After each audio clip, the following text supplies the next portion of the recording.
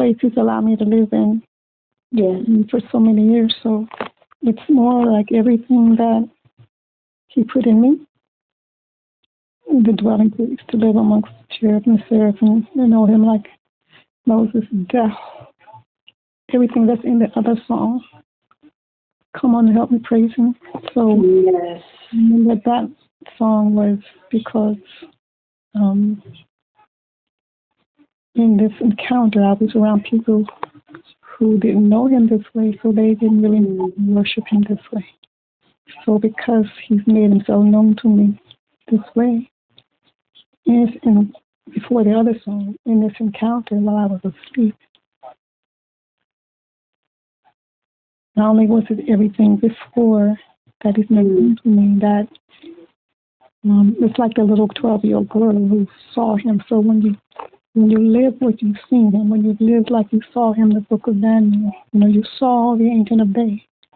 Once He allowed you to live amongst the seraphim, He allows you to have encounters with Archangel Michael, which is a normal necessity when He's calling you to go back worldwide darkness and snatch souls out of hell. When that's who you become, it's a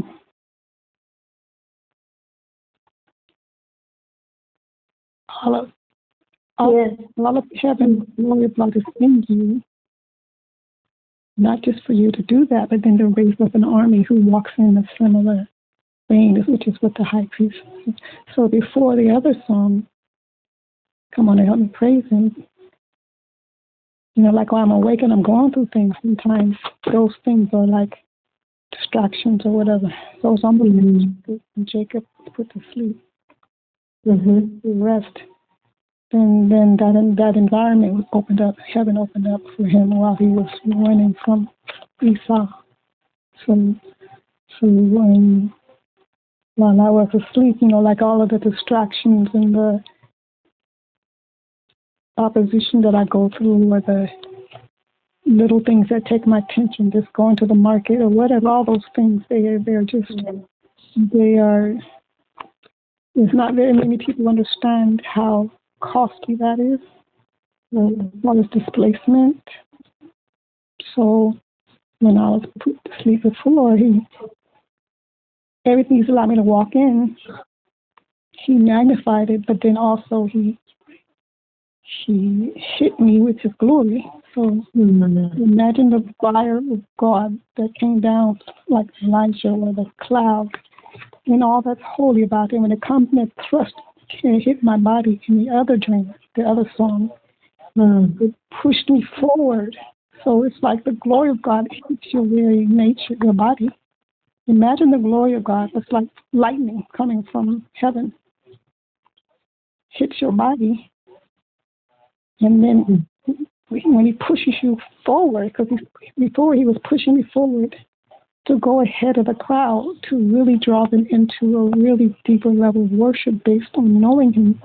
And because I know Him this way, the song, I'm not looking for anyone to know me. I'm not looking at people I'm not wanting to be ahead of anybody. It had nothing to do with any person. It was all worship on Him.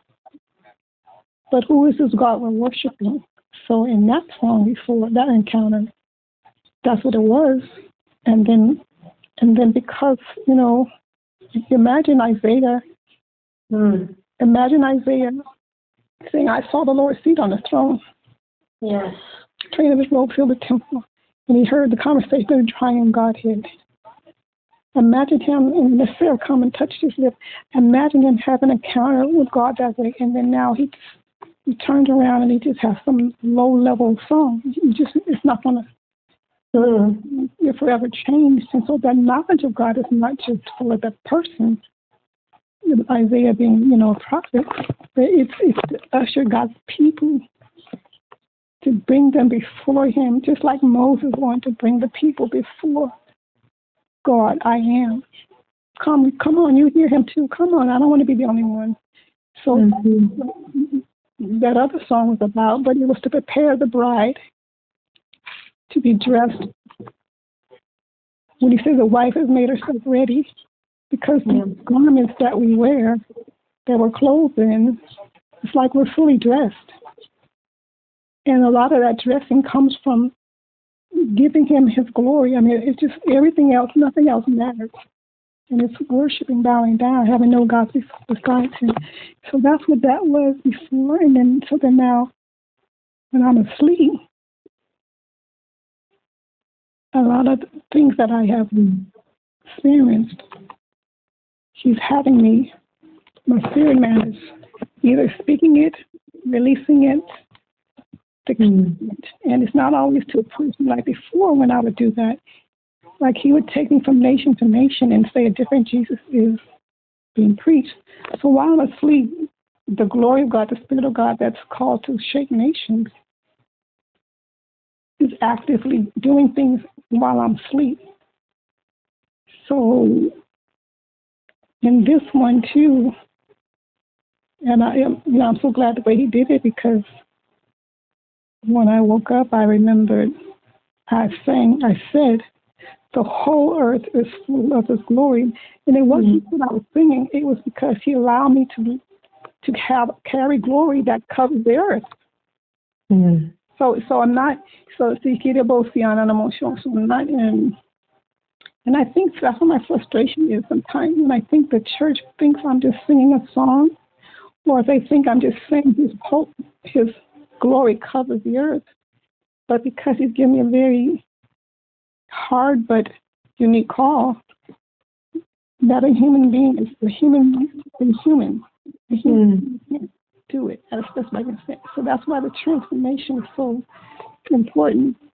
That to realize that a person, not a ministry, a person God has raised up that can release glory that covers the earth. Mm-hmm. So when in his song, that's what he was like. He's what's the word? He's the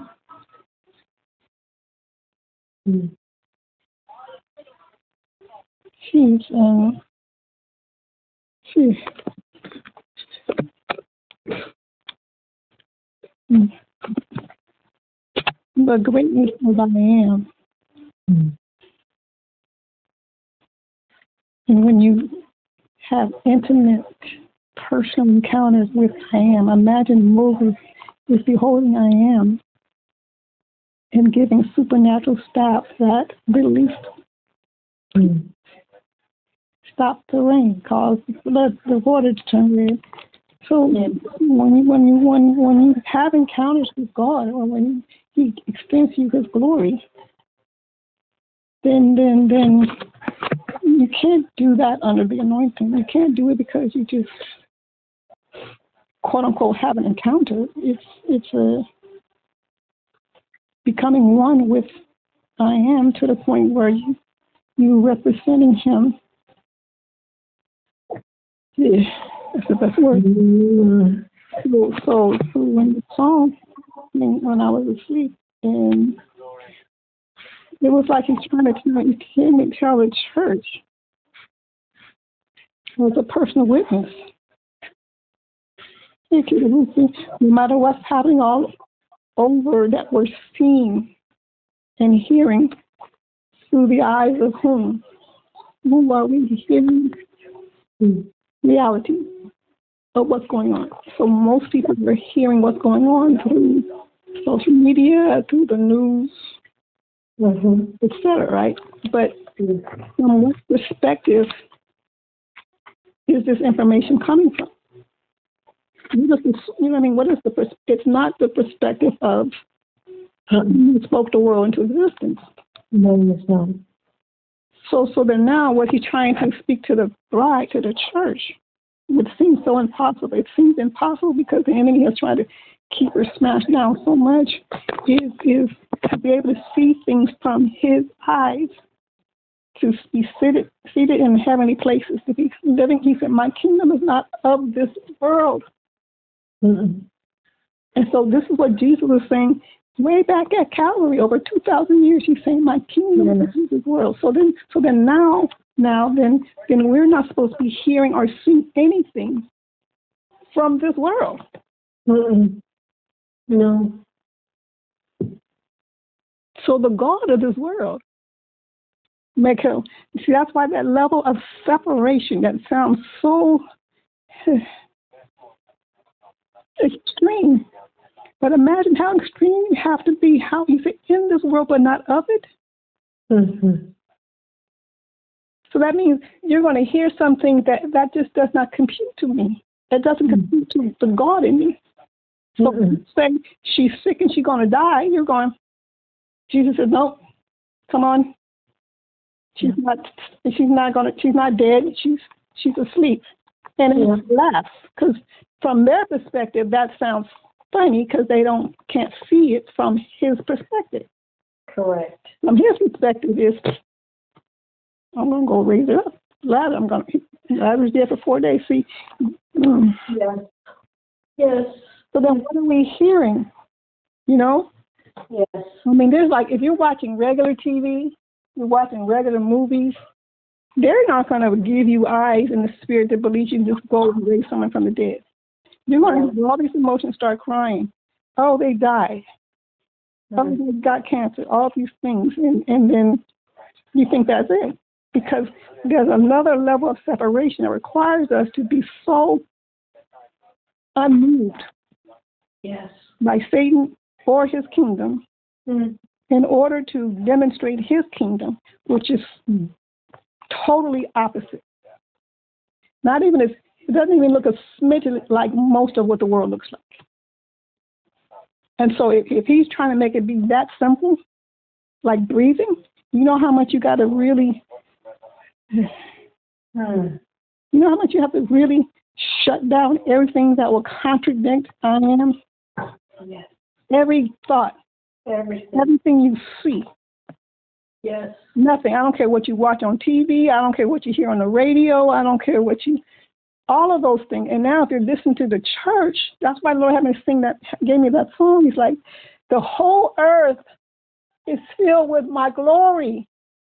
Yes. So then now we have to be lifted somewhere for that to become our reality. So then now not only will not moved by what's happening on earth, but then we can be with him to position to release his glory, which is the answer that the world needs. So we're not supposed to be responding to the fears of the world. No.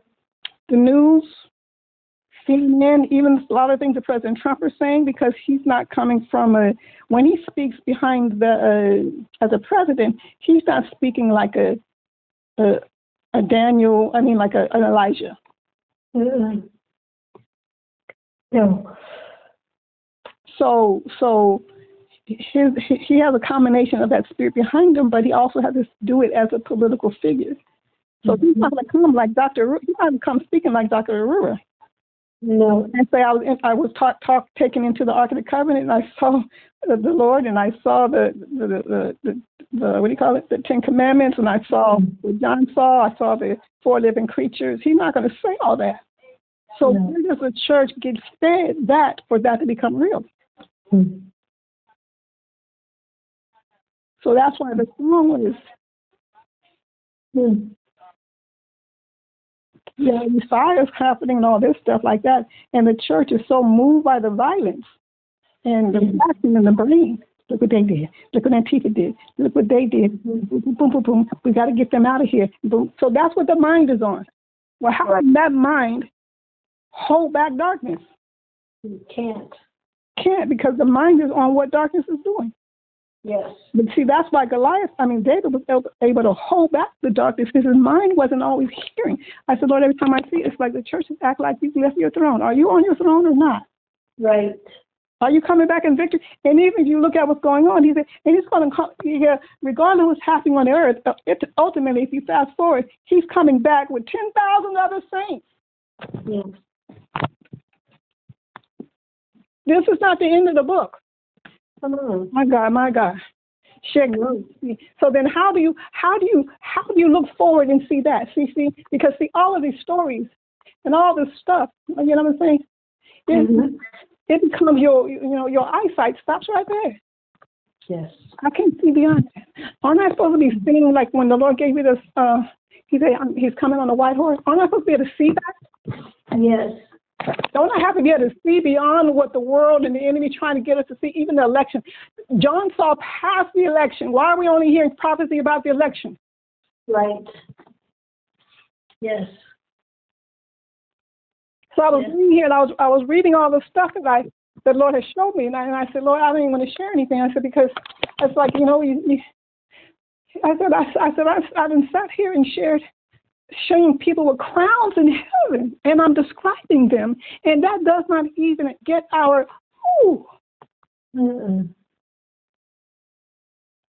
See the great cloud of witnesses.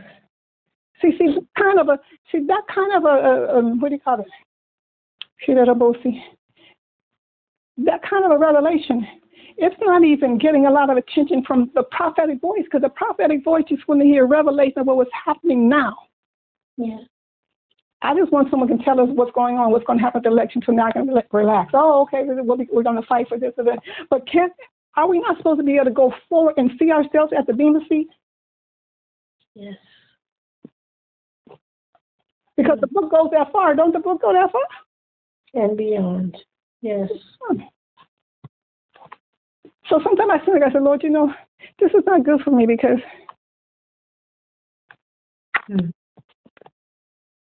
you can't live this hour without seeing the ending from eternity's perspective. Because you will sit down. You will sit down like, okay, it all ends right here. And he said, I placed eternity in you. And so the enemy wants us to be so so tickled, so, what's the word? Yes. So believing that we can't know some things that even our forefathers already known and seen. So we want to hear what the current day prophets are saying, but we don't think we're supposed to be able to see or hear what the ones of old had said. Yes. And see, as John saw, as if it had already taken place. Yeah, because the enemy trying to make it sound unrelatable. Why? Because I need to hear something that helps me deal with it now. Well, the whole world needs that. That's normal. But we're supposed to have something the world's not is beyond what the world needs. Yes. Because you can go get some of those answers we're looking for. You can get it from the world. But we're supposed to have something they can't get. It's hope beyond this world. Yes. It's not for the moment, it's for eternity. Yes, and I put eternity. So I just wrote something the other day. I said some things will never make sense to us unless we can, the things that we go through, unless we see through the eyes of eternity. Like right now, sometimes I'm fighting some things, and I said, Lord,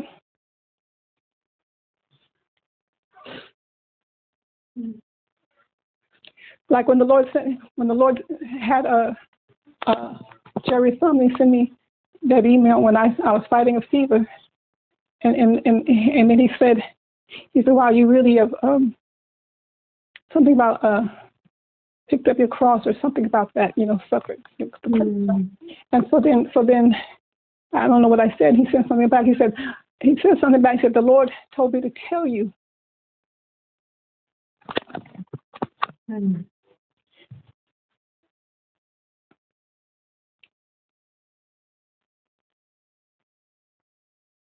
That you have many crowns to lay at his feet.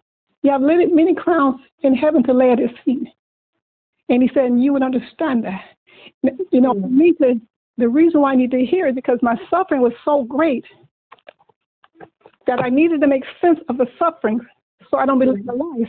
Why did I go through that? And why did I have to be like that? Why I have to be alone? Why I got to have these scars? Why I have to keep going? Why? What did I, you have to fight. Why am I going through all of this? At some point in time, you go there. Well, he had to tell me. But why is he telling me? He said, based on the biblical perspective of the call. And then when you go and you list the crowns, I just saw somebody list something about the crowns in Corinthians, all the crowns of righteousness, crown of suffering, crown of glory. And he said, which crowns? I was reading all of those and not with puffed upness. I was reading all of them. I said, Lord, it looks like I have all of those crowns. But I'm telling you, I'm saying this because the church has to hear that kind of Yes. Because now our spirit man goes somewhere. See, our spirit man goes beyond our body.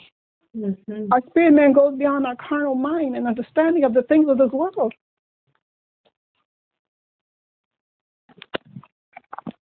But the enemy trying to make it sound so unrelatable to our ear. I can't hear. That's too much. That's too deep. Yeah. I can't eat that steak. Give me some baby food. Mm. Give me something to make me feel good with my emotions and help me through this. I got so much more. I have so much more for you. Mm-hmm.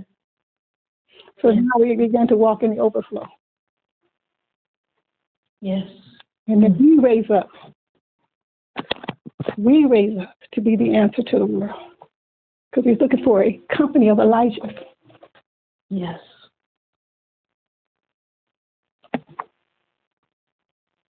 Mm. So that's where that song came from. Mm. But I'm glad he gave it to me, because if you look at it and you read everything the way people are making it known, it's like you can start getting all anxious and scared, and they can come banging on my door, and then people are going to burn stuff down, and they're going to shoot me in the head, because that's all you seen reported. Yes. But that's not what heaven's talking about. Heaven is still saying, full of the iron. What are the spirits still saying? Mm. And then why is this happening from a biblical perspective? And how do we stay separated and sealed, set apart, sealed from what's being released? I remember when I was talking to somebody and they were getting fearful about COVID, and I don't know, the Lord had me saying something, and I began to talk about. What I talk about? And near the end, I began to talk about the fear is coming because we're listening to all this stuff. And the news, there's a spirit on it. It's not just information. There's a source behind it. And that source has a purpose. Yes. So bing, that happened, fear, that happened, And I said, every time you read the news or hear the news about it, it says this how many cases they have in China, this how many cases they have in Italy, this how many cases they have in Israel, this how many cases they have in America. And I said, all of those places I just named are on earth. Yes. Right? I said, is anybody reporting the news from the third heaven? Correct. Nope. No. So, but he said we're ambassadors of heaven, but we're hearing things from earth. So then that's why we're not walking out of our ambassador perspective and purpose for being here. Yes. Nope. We are not seeing how great and awesome and immeasurable our God is. And what he's called us to do. Yes. Yes. See, we're the answer. He's not looking for us to say, okay, Lord, come and get us out of this. He says, you are the light of the world. Yes. Yes. Mm. The light that's not a bushel, that's not to be hid under the bushel. So there were scepters of authority that he has released, even as he released to Esther. I give you scepters. That's when the Lord showed me the warrior bride was given scepters, prophetess. We were given scepters from heaven that was saturated with the same glory that the seraphs released on Isaiah. I'm not making this up. No. No, you can't. So that's the place, my God. That's it, because it comes from God. So then now what the enemy's been after, he's after those who are already carrying it and having the strategies for the bride. So we're being targeted more. Yeah. Mm. And we're not being targeted by low-level demons. We're being targeted by Satan, the beast, the harlot, hell, 24/7.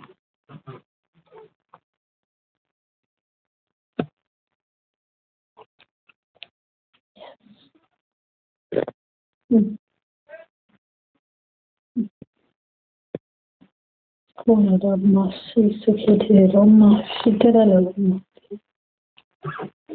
Mm. When the enemy had pinned me down on like an X, and I called on Jesus, and because he wasn't responding to my authority, the authority which comes from God. So the closer we stay to God, the greater authority we have. The closer our mind is back to who we are in God, then he has to respond. He doesn't have a choice. So when we get, for whatever reason, or we get isolated, and whatever the reason is, it's But even in that case, Jesus had him to release him immediately. As soon as I saw him, no hesitation. Bam, hands off of her. I'm saying that for a reason. See, that's who we have. Yes. That's who we have. But who is he? He's the one to whom every knee will bow and tongue confess that he's Lord. He's the one that when he said to Job, he said, "Where were you when I created? Are you the one that causes the waters not come any further than they should?" Who are you? I mean, this is God. Yes. And we say yes to his mandate. All of heaven is behind us. Yes. All the troops of heaven are behind us. I see someone that's willing to pay them. I see someone that's going to glorify me. I see someone that's dedicated themselves to what is passionate of me. Souls, my bride, my church, me. So the angels began to, they're attracted. So because now you're in the same priority as them. Because see, their priority is serving the king. Yes. So when they see someone, when they see someone who reverences him and is willing to be ostracized to call the church to glorify him, the passion for souls are willing to storm the gates of hell.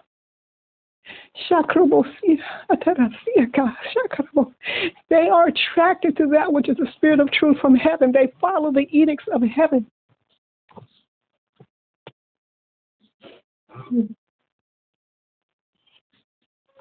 And I said, Lord, I'm not afraid of the enemy.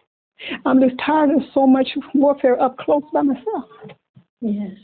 And I went to the other room to call Apostle Humphrey. And normally I'm calling and I'm worshiping. I'm praying for other people. And I was very quiet and I began to fight in tears. And the Lord began to tell her and thank her. And then he gave her a vision. He said, first of all, he said he was proud that no matter what I go through, continue to do what he said to do. The time the enemy attacked my arm to get that surgery, see, that was an indication of Moses' arm not being lifted. Yes. And he said, even when that happened, he said, you continue to persevere. And then he gave her a vision. And it said, the enemy is after the fire and the glory that I put in you because he's afraid of what you carry. And then he said, I will always be there. But see, I say that because I think that's what the church may understand. He's after those who already carry the fire and the glory from heaven that annihilates his kingdom.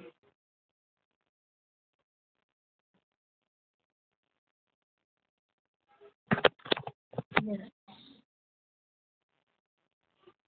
And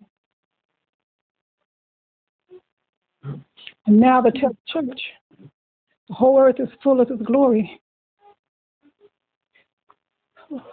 The King of Kings and the Lord of Lords, they're not phrases. No. He's who he said he is. Yes.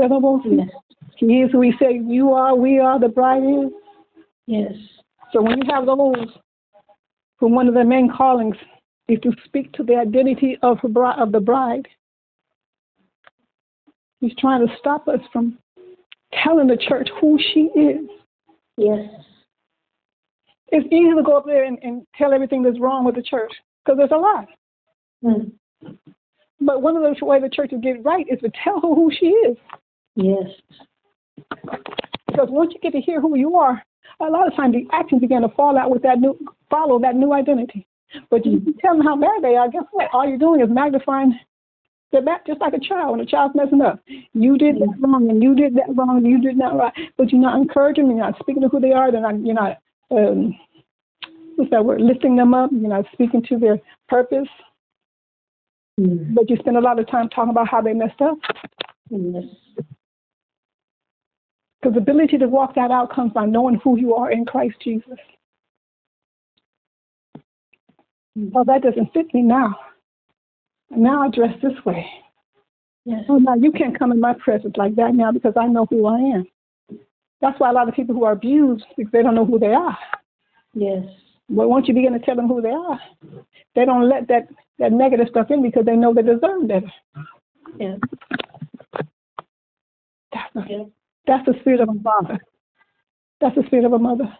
That's the spirit of the Lord.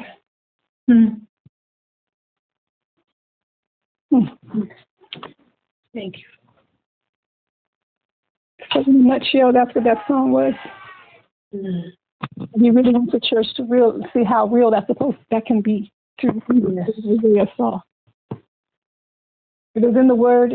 It's possible for us to see it.